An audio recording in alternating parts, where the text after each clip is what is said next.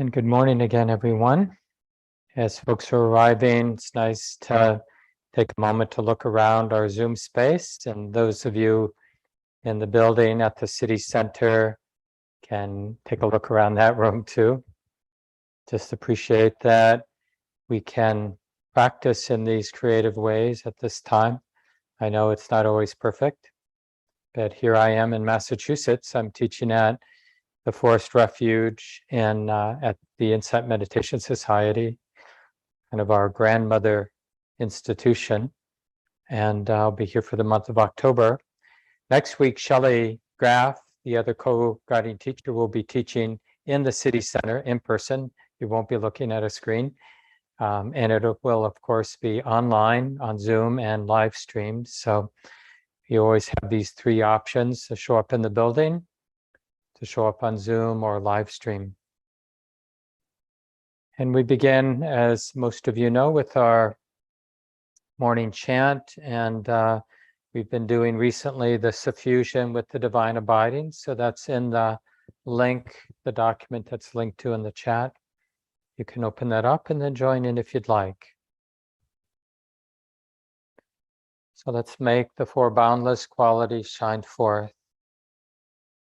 I will abide, pervading 1/4, with a mind imbued with loving kindness.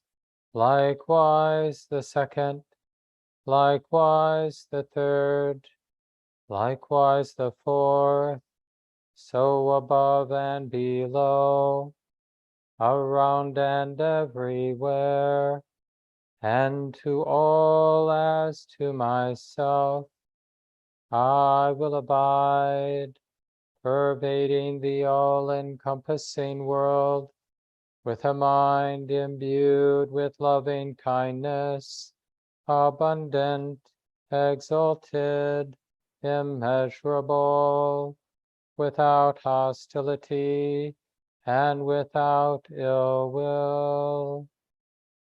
I will abide, pervading 1/4, with a mind imbued with compassion. Likewise the second, likewise the third, likewise the fourth, so above and below, around and everywhere, and to all as to myself, I will abide, pervading the all-encompassing world, with a mind imbued with compassion, abundant, exalted, immeasurable, without hostility and without ill will. I will abide, pervading 1/4, with a mind imbued with gladness. Likewise the second, likewise the third, likewise the fourth, so above and below, around and everywhere, and to all as to myself, I will abide, pervading the all-encompassing world, with a mind imbued with gladness, abundant, exalted, immeasurable, without hostility and without ill will. I will abide, pervading 1/4, with a mind imbued with equanimity. Likewise the second, likewise the third, likewise the fourth, so above and below, around and everywhere, and to all as to myself, I will abide, pervading the all-encompassing world, with a mind imbued with equanimity, abundant, exalted, immeasurable, without hostility, and without ill will. And we take the time to settle into the posture for the meditation now, doing whatever we can to feel at home in the body.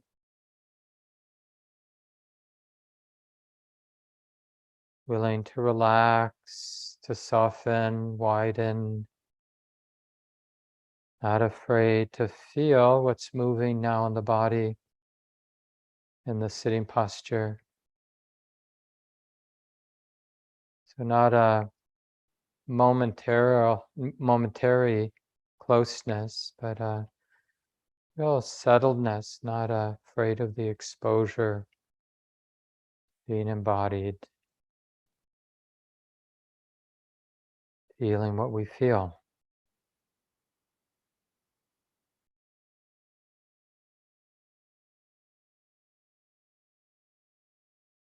And with this training we've been working on these last few months, the Buddha's teachings on mindfulness of breathing, the instructions in a way presume that our mind is already relatively free of the hindrances.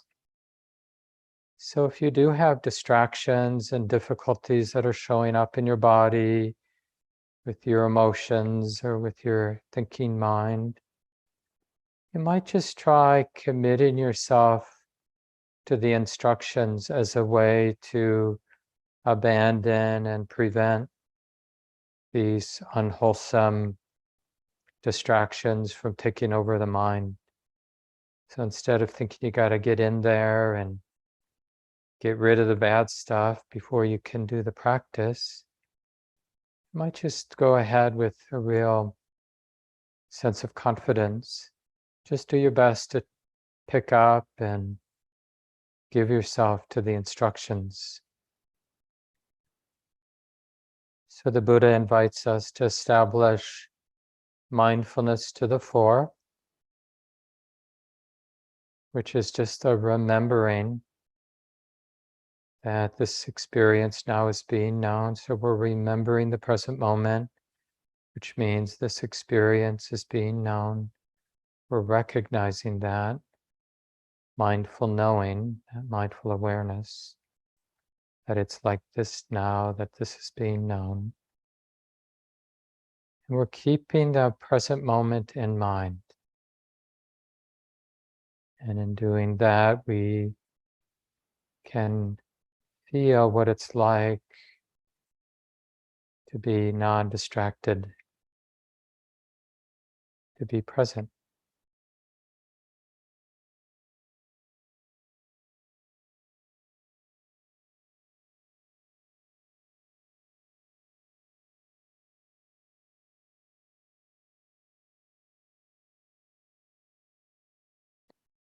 And the Buddha asks us then to pick up a more specific training while breathing in, noticing the relative length of that in-breath, while breathing out, noticing the relative length or qualities of that out-breath.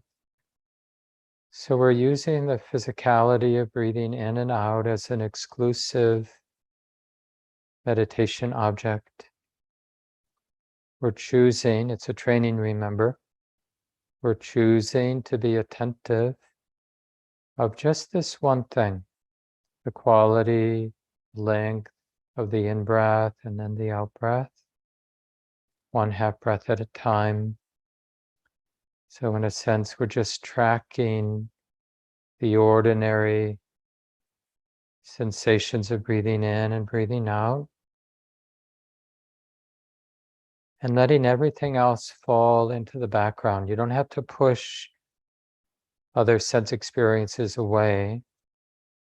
Instead, cultivate an interest with the meditation object, the physicality of breathing in, the physicality of breathing out.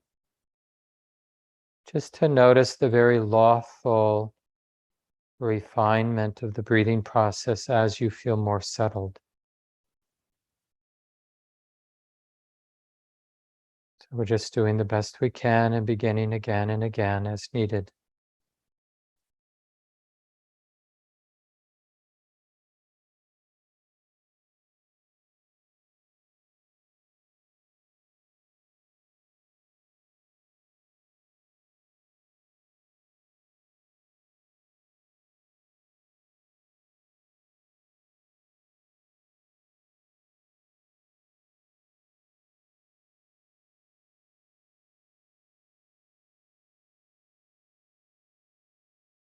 And we're abandoning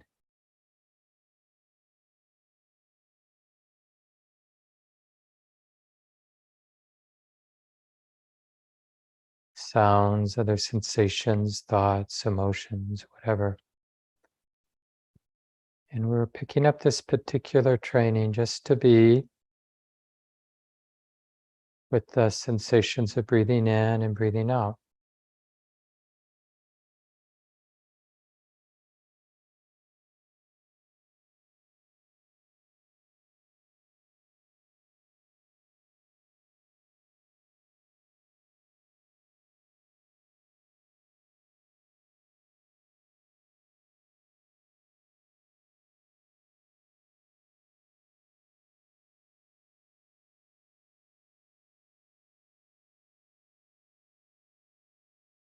And we get this opportunity to cultivate an unwavering attentiveness. Really, it's a not forgetting the meditation object, which is this physicality of breathing in, breathing out.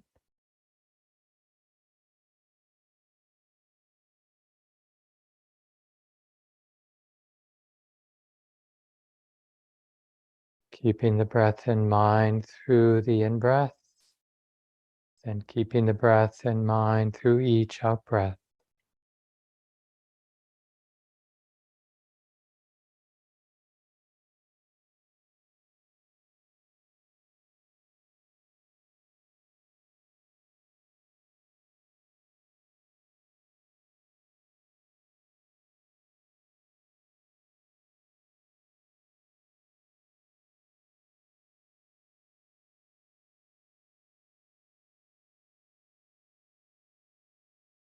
Bring your whole heart into this training without getting tight about it.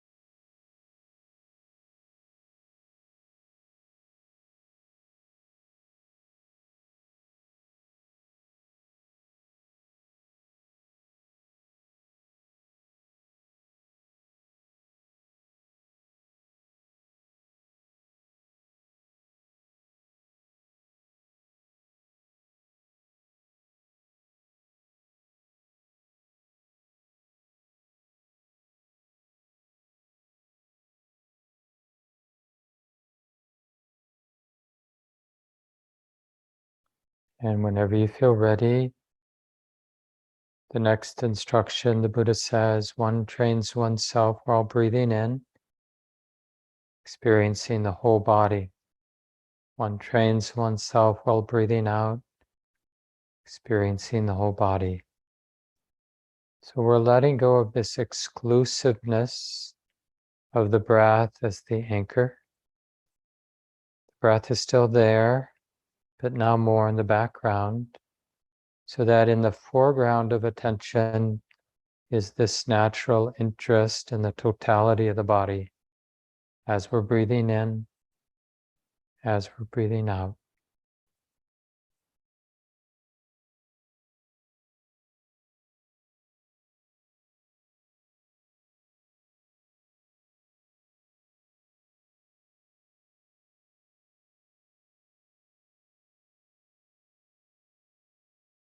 As we're breathing in, we're allowing the sensations of the body to be what they are as we breathe out.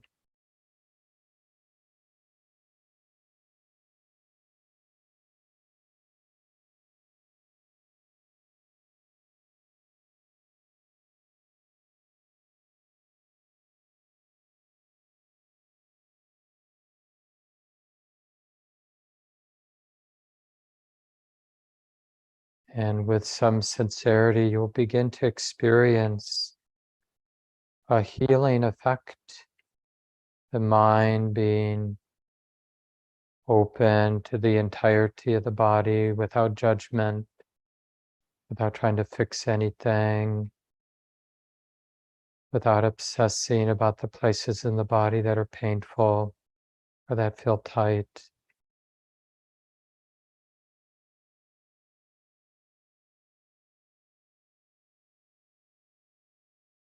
With the out-breath, the same thing.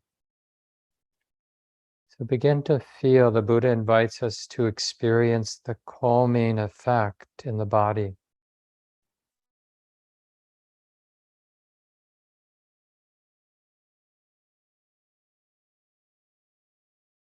fact, it will naturally deepen and spread.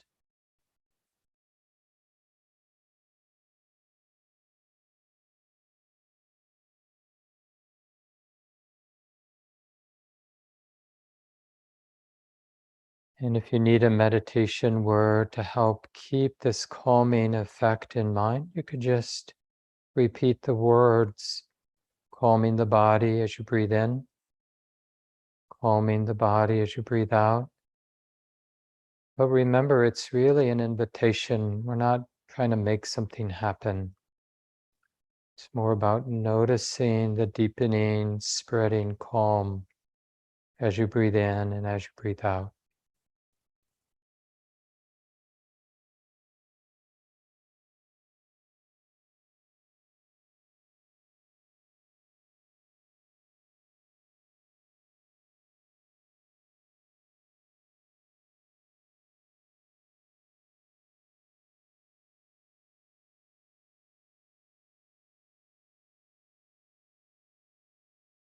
And it's important because it will undo deep habits in our mind.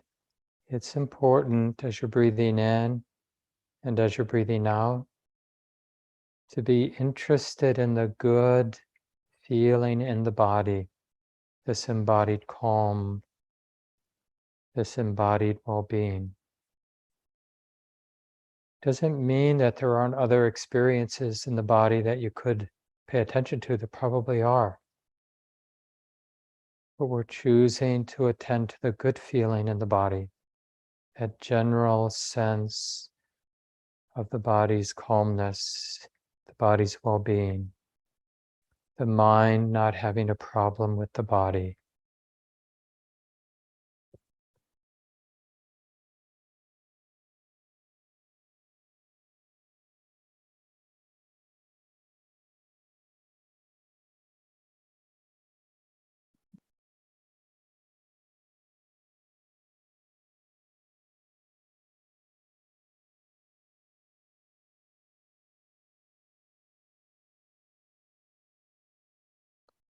So we're specifically keeping that good embodied feeling in mind as we breathe in, keeping that good, pleasant, even embodied feeling in mind as we breathe out. Even if it's faint,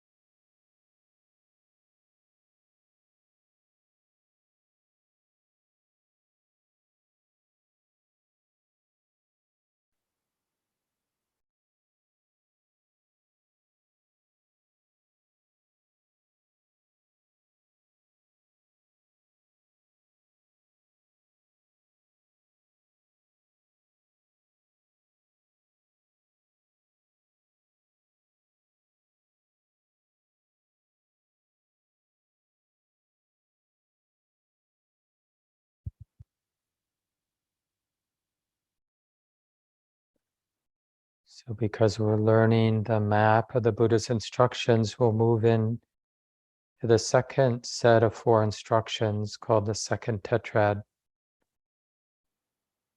And the Buddha asks us to train ourselves while breathing in, to recognize, experience joy, this lightness of the heart, and the same as we breathe out.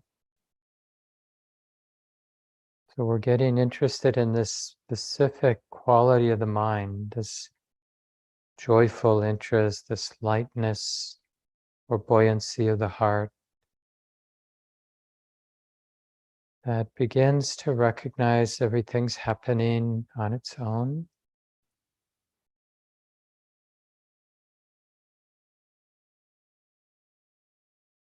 This upwelling of joy, this movement of joy as you're breathing in, keeping it in mind. As you're breathing out, doing your best to keep it in mind. And again, you can use a meditation word or meditation phrase. For example, you could repeat the phrase experiencing joy or sensing joy with each in-breath, each out-breath.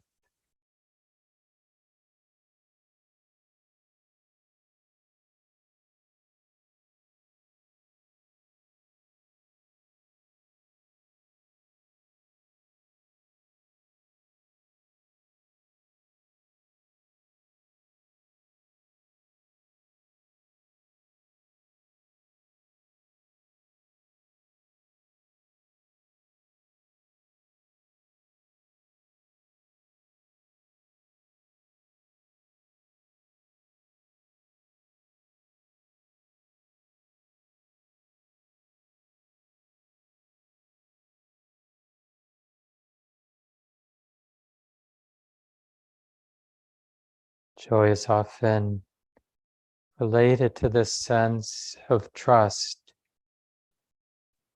trusting that everything is happening on its own. And the heart begins to delight in that activity, the activity of our body and mind without the friction of fear, without the friction of thinking we have to be in control, thinking we have to do. So breathing in, recognizing that subtle sense of delight, of flow, of lightness, as well as with each out breath.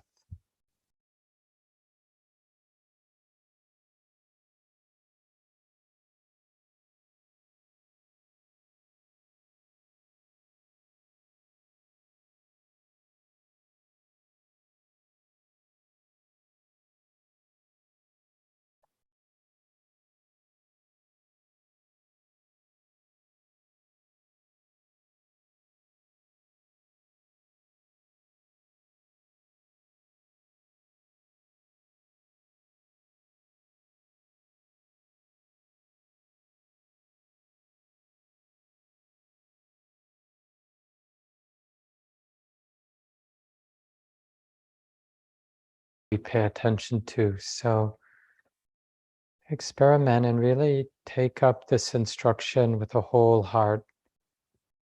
Breathing in, experiencing joy. Breathing out, experiencing joy.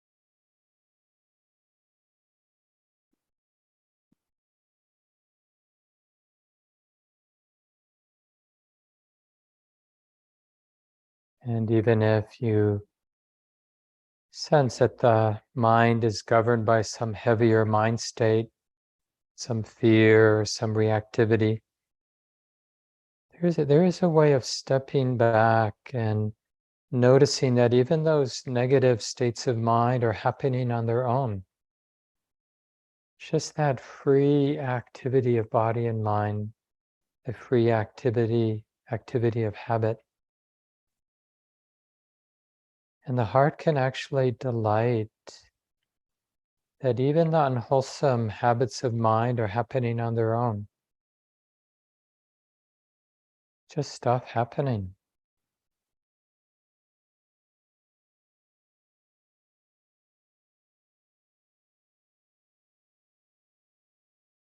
A lot of this is having learned the lesson of stepping back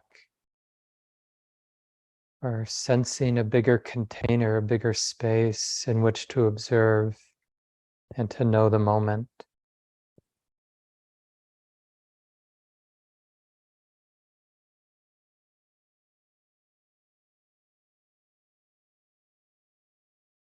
And this joy will naturally mature into a more quiet ease of the heart. So the sixth instruction, the Buddha says, one trains oneself while breathing in, experiencing this happiness, this ease of the heart. One trains oneself while breathing out, experiencing this ease of the heart, this contentment.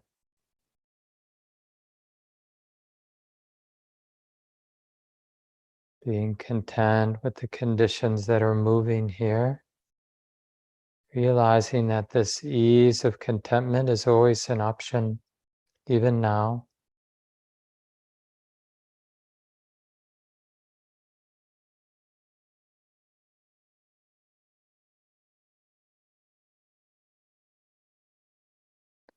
So a phrase, if you need that support, a meditation phrase could be breathing in, experiencing this ease of the heart or ease with conditions, something like that.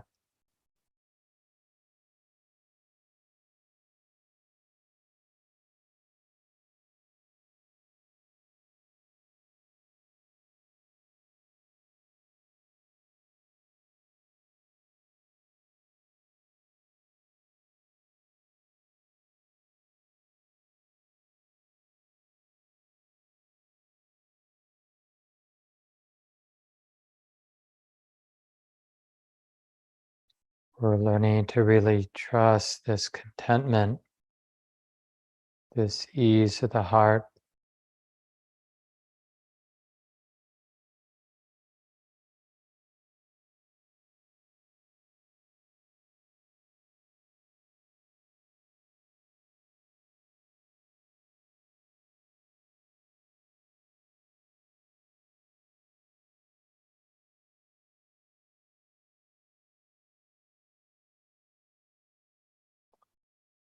And with this greater grounding connection with the ease here, contented ease, the Buddha asks us to train as we're breathing in, noticing the mental activity just as it is. Breathing out, noticing, experiencing the mental activity, the perceptions, the intentions, the thoughts. But with this sense of dispassion, it's just thoughts, just intention, just feeling, tone, perception, all this mental activity being known.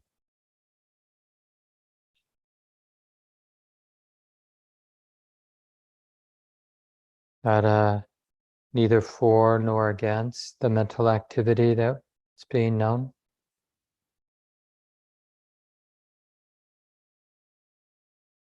Realizing that thinking doesn't have to be a problem.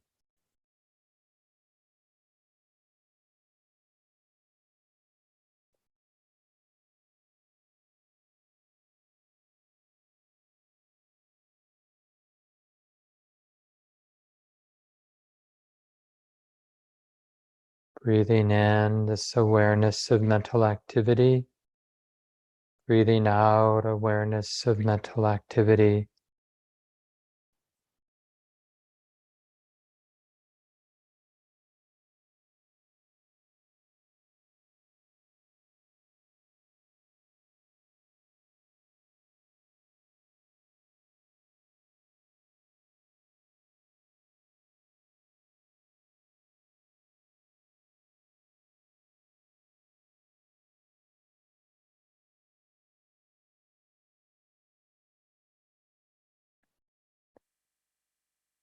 And the insight here is that thoughts are just thoughts, natural phenomena that come and go according to many causes and conditions.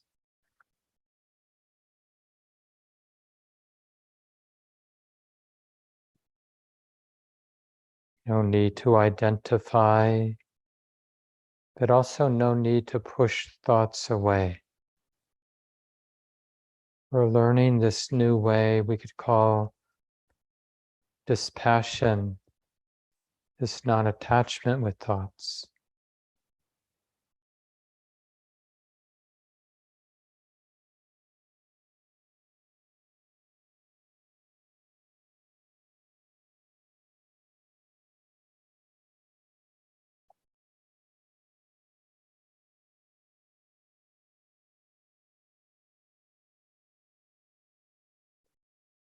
And of course, without attachment, identification with thinking, the other mental activities, all these mental activities begin to quiet down.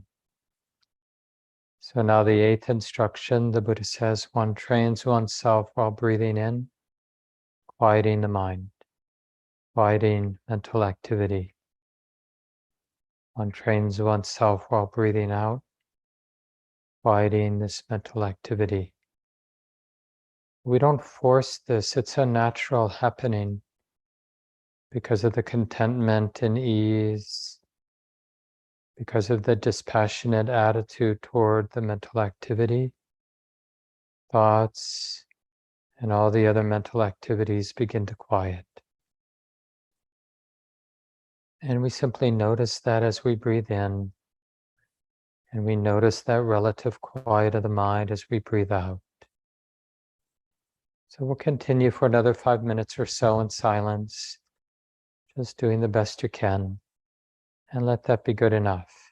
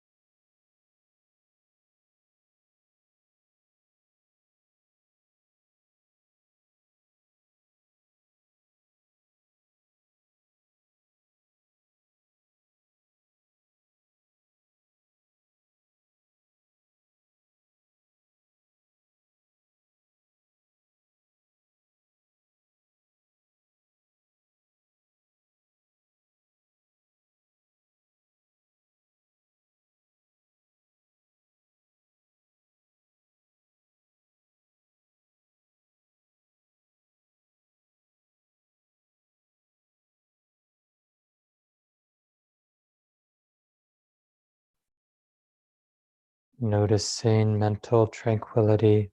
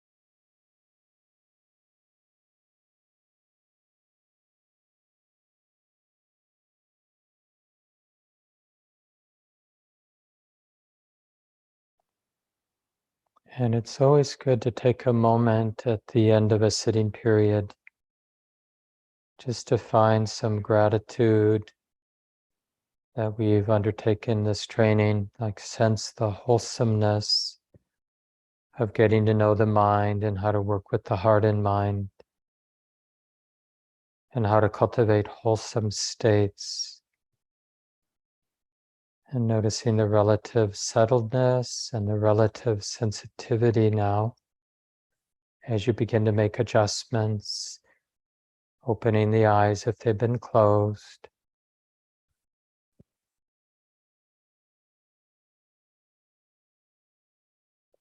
And really good to be with everyone again this morning. Thank you for showing up here online or at the city center or watching later. Most of you know that these Sunday morning talks live both on dharmaseed.org, this wonderful website that has the audio recordings, and also at Common Ground's YouTube channel. And you can find a lot of the talks that are given at the center are recorded and live on our YouTube channel, so you can watch them at any time. And I want to thank Lucy, who's going to be organizing the online small groups this morning. And just a reminder that whether you're at the city center or you're just here online on Zoom, people on the live stream, of course, can't do this. But the Zoom folks, if you want to stay for an additional 15 minutes from 11:45 to 12 noon Central Time, then Lucy or somebody always will divide the group into groups of 3 or 4, just to have a conversation and to get to know people in the community where you get to talk about what you're learning in terms of your heart and mind, this path of awakening. And we talk about this path as this coming together of tranquility and insight.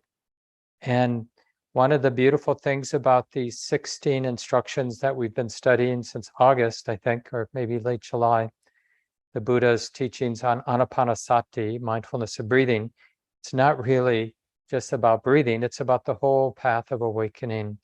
It's just that the breath serves as a kind of grounding in the present moment. Because when we're no longer aware that breathing in or breathing out is happening, probably we're distracted. So it sort of sits after the first few steps, the breath is in the background.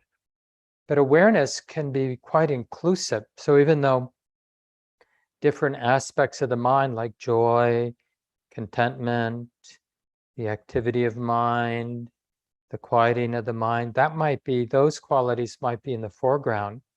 The breath is still there in the background. And this is really the work now of the second tetrad, the second set of 4 instructions. Instruction number 5, 6, 7, and 8. And that's what I want to talk about today.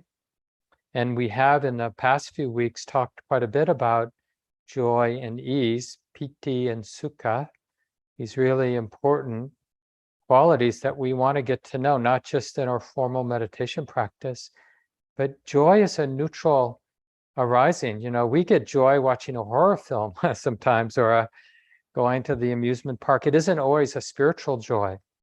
But whenever there's that rapt attention, right, the energy gets kind of concentrated. And the joy that we're looking at is what's causing the mind to be wrapped, to be held, to be collected and gathered, is the mind, the wisdom in the mind is beginning to sense this underlying truth that everything is happening on its own. First, in regards to the body, when the mind has a peaceful and intimate relationship with body, this is the 4th step, then there's this nice embodied calm and well-being.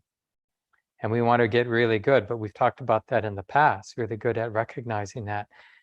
But that helps a lot of the sort of defensiveness and aggressiveness of our mind relax. And then we can sense that activity of the present moment. The body and mind, the activity of the body and the mind, the activity of everything is activity. It's a movement. And we can start to sense the movement without the friction of fear without that habit of wanting to control or make something go away or make something happen. And remember, it's not going to be perfect joy. It's just kind of the beginnings, the edges of where the mind is just letting things be, and therefore can experience how things are just flowing, moving, fluttering, activity without friction, right? And that's felt as a kind of lightness, a joyful interest, a lightness of heart. And we can learn to keep it in mind. And when that skill gets developed and builds a little momentum, it will naturally result in a kind of contentedness coming online. It just sort of will come into the forefront, but we can invite it in, right? Because right now we're learning the map. So don't expect contentment to come in as a big wave. You might need to invite, can the heart be at ease with conditions? Can the heart be content? Can the heart allow these conditions of the mind and body to be? Can the heart relax, be undefended, be at ease, right? So that's that next step, the sixth step, where we're contemplating, we're keeping ease, the ease of contentment, the ease of just letting things be. We're keeping that in mind. We're choosing to keep it in mind. Not ill at ease. We're not keeping ill at ease in mind, right? And this is a real serious retraining of the mind, because we prefer to keep things that seem to trigger being ill at ease in mind, the irritants. But we're specifically keeping ease of heart in mind. Sorry about the sunshine. It's a beautiful fall day in New England. Leaves are just beginning to turn. So you see a lot of sunshine coming in. Let me just shift this a little. There we go. And then when we get really good at sensing the ease as we're breathing in and out, then there's this important shift that needs to happen. Now the ease and the joy is falling into the background, but it's had its effect, right? It's not going away. We're in a sense keeping it in the background. So in the foreground, we can realize the shift in attitude toward mental activity. So as I'm breathing in, there can be this awareness of mental activity, but now wisdom can know mental activity. That means observing what my mind is perceiving and the feeling tone that comes with the perceptions and the thoughts that might arise, the intentions to do this and do that, planning mind, for example. It's going to notice that normal, ordinary mental activity, but because of the grounding of joy and ease, that observation of thinking, of mental activity, has a lot of natural dispassion. Oh yeah, it's just thoughts being known. We're neither for nor against the thoughts being known. Oh yeah, just mental activity being known. And you need to sort of have that sense of just being the relaxed, easeful observer. Oh yeah, now the mind is thinking this. Now the mind is perceiving that. Now there's this feeling tone related to this thought, to this emotion, to this conception. We learn a lot about mental proliferation here, precisely because we're not trying to control mental proliferation. And there's a real insight with steps 7 and 8. So 7 is observing mental activity with dispassion. 8 is noticing how this dispassionate observation of mental activity quiets mental activity. So the 8th one is observing the quieting of the mind. There's less of that mental activity precisely because wisdom is leaving it alone.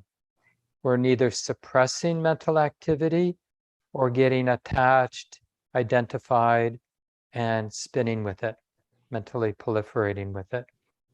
It's this middle ground we call wise observation or wise knowing. And that wisdom is that wisdom of dispassion.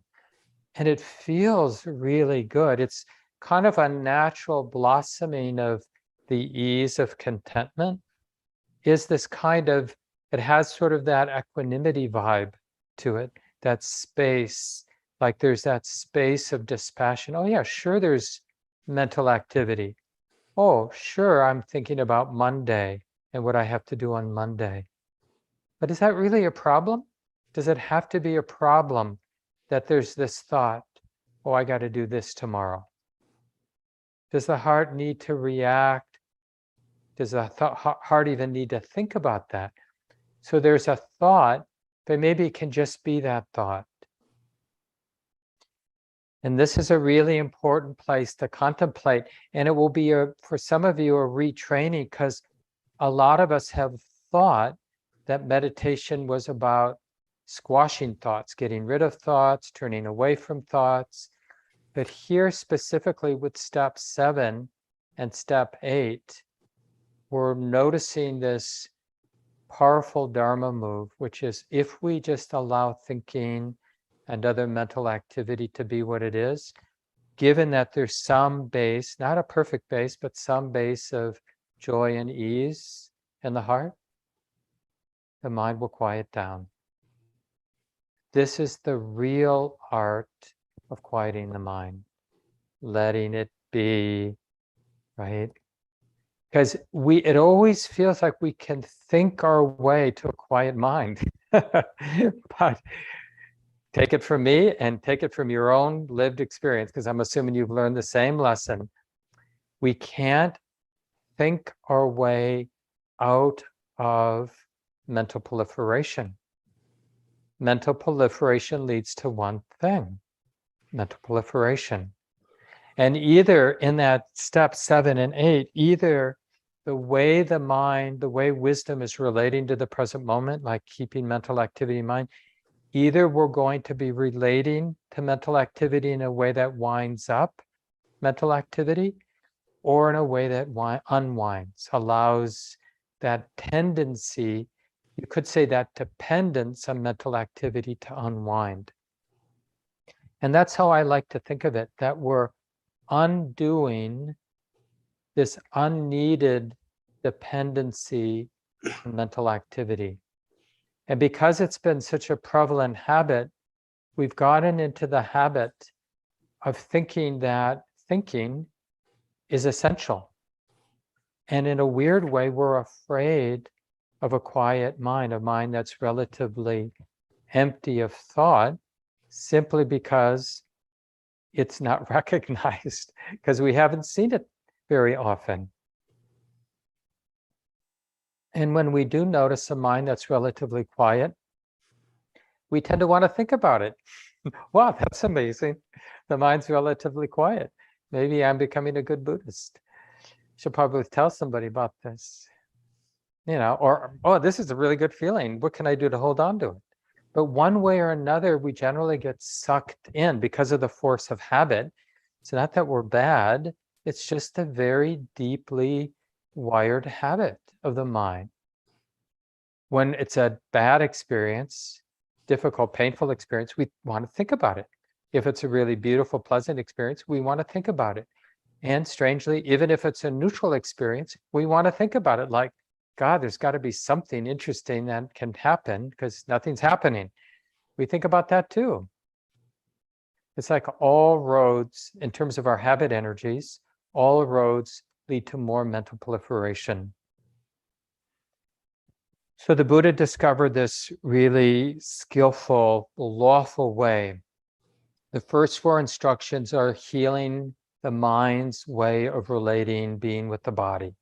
And that sets up a really nice bodily experience of calm. Not because suddenly the body's fixed all of its ailments, but rather because the mind has learned not to have a problem with the body as it actually is. So what's healed isn't our aches and pains. I mean, we're definitely not adding to them, but those aches and pains, those injuries, those problems that come with old age or whatever, they haven't changed. What's changed is the mind that's knowing the body is not having a problem with the body. It's deciding to just let the body be. And then that allows us to begin to discern the presence of joy. There's joy in the moment, keeping joy in mind, keeping ease of heart and contentment in mind, and letting that be the beginnings of being able to observe mental activity free of identification and attachment. Breathing in, experiencing mental activity, breathing out, experiencing mental activity. And it's really nice to use that word dispassion to reform it. Passion means, is that activity, it's kind of a restlessness of the mind looking for ground and using thought to create ground, but thinking never leads to a satisfied ground, permanent, fixed landing place for the heart and mind. It's always an uneasy landing place. It does give on the surface, temporary surface, a semblance. When I have a thought about things, a fixed idea about things, it can feel momentarily like solid ground, but it's not. We have to keep patching it up, keep thinking. So there's a real turning point when we begin to sense the pleasure of dispassion here with step 7. Breathing in, observing mental activity, experiencing mental activity. There's only one way to do that. That honest observation of mental activity can only happen with dispassion. The other way is to get identified with the thoughts and feed that process of proliferation. So if we, do the messy work, it can be messy at least, of breathing in, experiencing mental activity, breathing out, experiencing mental activity, we'll see those two ways of relating. A way of being with mental activity that leads to the mind getting identified and absorbed in the mental proliferation, the conceptual proliferation, the endlessness of that. That's really synonymous with samsara, the never-ending cycles of suffering that we talk about in Buddhism. Or in being aware of mental activity as I'm breathing in and breathing out, is there that sense of, like sometimes we think about it as stepping back, like there's more space so that the mental activity is being observed in this wider, bigger space.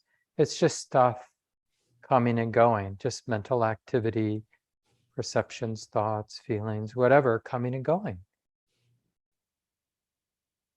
And we know we're doing that, being with mental activity skillfully, when we see the quieting effect, because it's not being fed. Mental proliferation is fed through the process of identification with thought, being attached, clinging, trying to get something through the process of thinking, or trying to get rid of something through the process of thinking, or trying to fix something, make something solid through the process of thinking, all of which is, of course, stressful, endlessly burdensome for our heart. And yet, we do it over and over and over again. And the key all the way through all 16 steps, as I've been talking about these last few months, is we want to conjoin joy or pleasure with every step. But of course, as we go along, now we're kind of in the middle of the Buddhist instructions, the steps are going to get more subtle. So the pleasure, the inner pleasure, sometimes in Buddhism we call it the unworldly pleasure, as opposed to the kind of worldly pleasures of having a nice day with a friend or getting a good massage or whatever. There are these unworldly pleasures. And dispassion and the quieting of the mind is a very particular and important unworldly pleasure to get to know. The Buddha is really encouraging us to develop a taste for that pleasure. It's really a pleasure, an ongoing pleasure of letting go. The whole 16 steps, the whole spiritual path is an attunement to the refining pleasure of letting go. So the first step, when we just even have the first sense of being present, we're feeling the pleasure of letting go of distractedness. Then we feel the pleasure of letting go of attending to the diversity of my experience because I'm just with the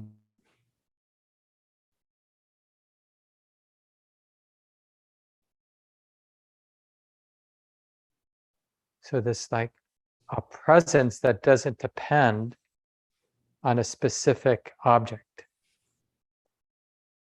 Leave me a note if my internet gets a little off. I see it's a little times unstable and I can switch if I have to.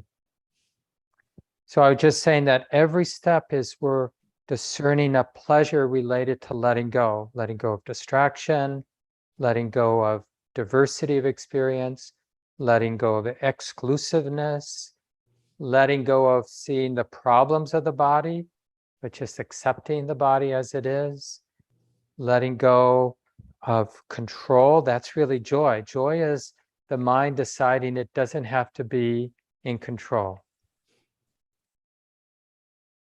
And then that's joy. And then the ease is really letting go of any kind of armor, any sort of defense. Like, oh, I don't have to create a barrier, a separation. And that's that easeful relaxation of the heart into contentment. Like, I don't have to hold it all together. I don't have to hold a defense together. It's really that, And that sets up this letting go of trying to be, the sense of needing to be identified or needing to do something with mental activity. It continues because it has momentum, mental activity. But now I'm not feeding it. I'm just letting the nature of the thinking mind be that nature. And that's what quiets it down. So then we're letting go of any dependence on even meaning, conceptual meaning. Because as the mind gets quieter and quieter, we have to learn the pleasure of quietness, the non-dependence on the meaning that conceptual activity temporarily gives us moment by moment. Because now the mind isn't spinning very much conceptual meaning. And so we're weaning ourselves off of the habit of dependence on meaning, conceptual meaning, and enjoying, learning, it's a learning to enjoy quietude, the mind that's not very active. And we call this often tranquility of the mind. The first tranquility is more of an embodied tranquility. Now it's that quietude. And there's something like when we're feeling that calmness in the body, we notice the body doesn't want to move. Doesn't mean the body's perfect, but it doesn't want to move. It's calm. And when we notice the tranquility of the mind, we realize the mind doesn't want to move. That's when we realize that the mind is appreciating the quietude. We've really gotten good at that 8th instruction, where we're recognizing the quietude means we're appreciating it as a wholesome pleasure. A quiet mind is a wholesome pleasure. And we know it's a wholesome pleasure because the mind loses its interest in generating more thought, because it's appreciating the relative absence of thought, the relative quietude. And there's a kind of, strangely, to use these words, it's a little weird to say solid, but there's something really stable with that mental tranquility, you'll sense that stability, that solidity in a kind of energetic heart sense. Like the mind that normally is full of doing stuff doesn't feel obliged to be doing anything. That sort of the beginning of that sense of non-doing. And not surprisingly, and this will move on, Shelley Graff will be teaching next Sunday morning, but I'll be back the following 2 Sundays in October and then several Sundays in November. And we'll move into the third tetrad then, where because of that quietude of the mind, we can begin to experience the space of the mind. And, it's hard to do it right in English, but we want to distinguish the activity of the mind, which is really what we're working on with the second tetrad. We're using the pleasant quality of joy and ease and dispassion and quietude to really get a sense of the activity of the mind quieting down, like the skillful way of relating to the activity of the mind. Now, with the third tetrad that we're going to go to in the future weeks, we're going to learn how to recognize the space, not the activity of the mind, but the space of the knowing mind, the space of awareness, the space of the present moment. Don't expect any of the words to be exactly right. They're just pointers to an experience that's always here. It's just rather subtle, so mostly it's gone unnoticed. But as we're developing our meditation practice, we're going to be more attuned to the subtlety of the space of the mind. Oh, space of the mind is like this. But it really depends on this dispassion, because in order to recognize the space of the mind, we have to do the work, the training of the second tetrad really sincerely. We have to be able to look at mental activity without getting hooked. And we should have a lot of respect. It's not easy to be aware of our mental activity. Even when we see our mental activity is really stupid, really silly, like just thinking thoughts I've thought a million times before, still we want to think about how stupid it is that I'm thinking those thoughts. So it's very tricky how the mind's response to any experience is to think about it. That's a deeply ingrained habit, but it's just an impersonal habit. And the mind can be retrained. And that part of the discovery of the Buddha is what really helps in that retraining is to have spent some time attuning to joy, ease, and contentedness. Because that gives a kind of buffer. In a sense, the mind, the mental activity is not so hungry because we're feeling good. We're feeling content. And because of this desperation of hunger, like I need something to do, I need something to figure out, I need something to fix. Instead, there's that kind of more pervasive ease. And then that really sets up being with mental activity in a newer way, in a non-attached way. Oh, it's just mental activity. Here, let me read a little bit from Ajahn Sumedho, this wonderful elder in our Western early Buddhist Theravada Buddhism tradition. And I mentioned this chapter in one of his booklets on Anapanasati earlier on in the summer when I was beginning these series of talks. And he's here talking, I think, about what this talk is about. He writes, "The more we take the easy way, the path of least resistance, the more we just follow our desires, the more the mind becomes sloppy, heedless, and confused. It is easy to think, easier to sit and think all the time than to not think. It is a habit we've acquired. Even the thought, I shouldn't think, is just another thought.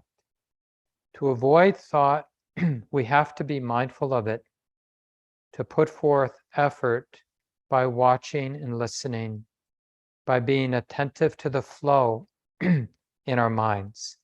Rather than just thinking about our mind, we watch it. Rather than getting caught in thoughts, we keep recognizing them. Thought is a movement. It is energy. It comes and goes. It is not a permanent condition of the mind. Without evaluating or analyzing, when we simply recognize thought as thought, it begins to slow down and stop. This isn't annihilation. This is allowing things to cease. It is compassion. As the habitual obsessive thinking begins to fade, great space we never knew were there begin to appear. Great spaces we never knew were there begin to appear. Isn't that beautiful?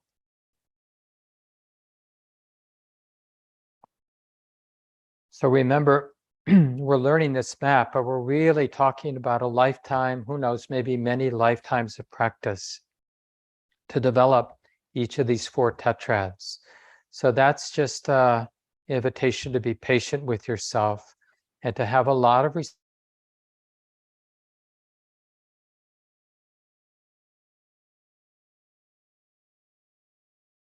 thing to hate, but it is something to respect, because as a habit, a force of nature, it has momentum, and we need to be patient with that. Here's something from another one of my teachers, Sayadaw U Tejaniya. It is not easy to see the mind. When you do see the mind, it's not easy for understanding to arise. Defilements are even tougher to understand. You must always, always be interested in the mind and continually learn about it.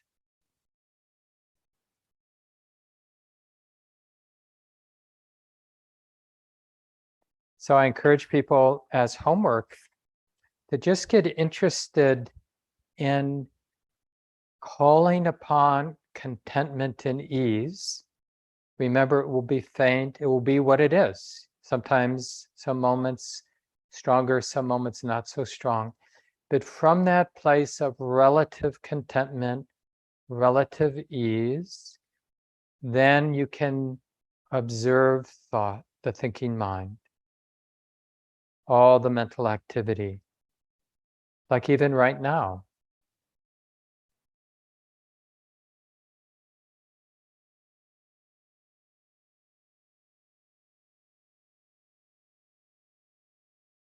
On the road, I can relate, I can be aware of the mental activity in a way that leads to more mental proliferation, identification, or there is a way for me now. How's the thumbs up if you can hear me okay now? Okay, yeah, coming and going. Sorry about that. But anyway, I was just saying, or we can relate to the present moment in a way that leads to that quietude. And it really involves that sense of space. Wisdom has that sense of space, a stepping back, a sense that thoughts are just thoughts. So when we're involved, identified with thoughts, there's none of that space. So, and that space is really related to that sense of ease, because that ease of contentment is the beginning of the mind letting go of trying to get something from the moment. It's at ease, it's content. So it's willing to let the moment be the moment. That's where the beginning of that sense of space, spaciousness, that wisdom that's beginning to learn to just let things be. And then we can observe thoughts, then thoughts will really quiet down.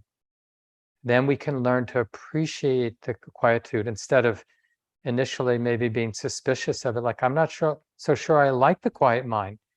I liked it theoretically, but actually it's a little scary.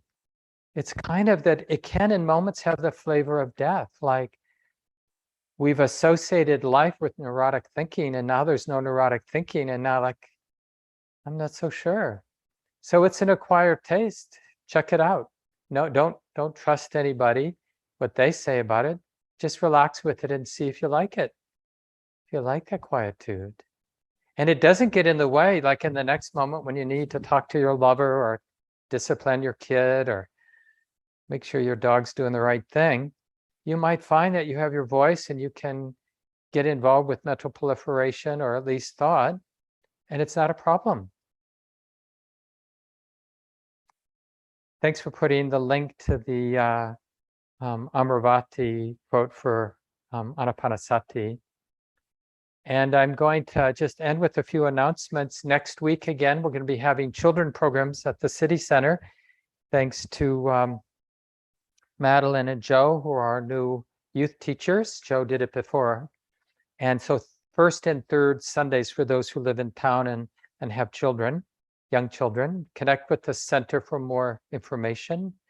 We're going to have our annual Day of Remembrance that Patrice Kalsh and Kyoko Katayama have been leading for many years on Sunday, the 30th of October, 1:30 to 3:30. If you want to mindfully grieve the loss of somebody, even from long ago, or if you've recently lost somebody in your life or a pet, please join into this community coming together around wholesome grieving, letting go, wishing well to those who have passed away. We do that every fall. This fall will be on the 30th, Sunday afternoon, 1:30. Shelley Graff will be leading the day-long retreat on the 15th. Please join in if you'd like. There's registration now available for the year-end retreat that Shelley Graff and I will be leading. And this afternoon, those of you in town want to join in for the day, a maintenance day, garden day, 2 to 6 p.m. Treats at the end, a really fun social activity, taking care of our building and the grounds around our building.